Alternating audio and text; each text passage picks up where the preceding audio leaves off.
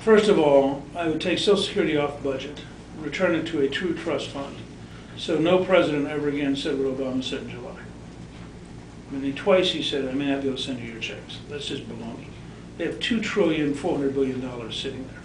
I mean, there was no excuse for politicians deliberately tying up Social Security in the debt ceiling fight. That was purely designed to scare people, to try to increase pressure, and it's wrong. So Lyndon Johnson put it on budget in 1967 to hide the operational deficit.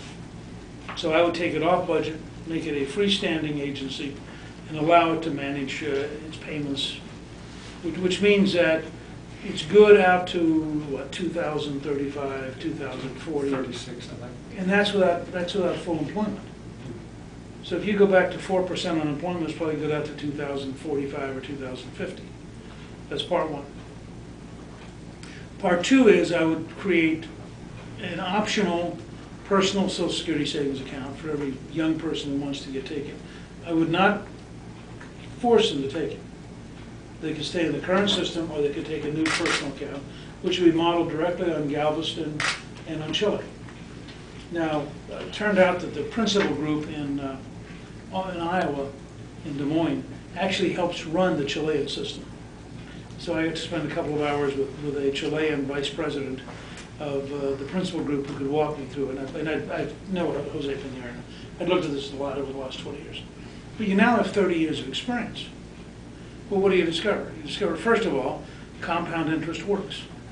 So the average Chilean or the average Galveston public employee has 2 to 3 times the amount of money they're going to get out of a traditional system. Both systems have a safety net. They say, if you fall below this, we'll make up the difference to get you up to the regular Social Security payment. In 30 years, Chile's not written a single check. Nobody has dropped, even in a bad year, nobody drops enough to get down to the traditional payments. The actuary for Social Security analyzed this bill, which Peter Ferrara helped me draft, and says that between 95 and 97% of all young people will voluntarily take the system because it is economically so good compared to the current system that you'd be crazy not to. So the way it would work is, if you're a young person, you get to take your half of it. That is, the tax you pay personally goes into a savings account from the very first time you go to work. So if you're 14, 15, 16, 17, your first part-time job starts building compound interest for 60 years.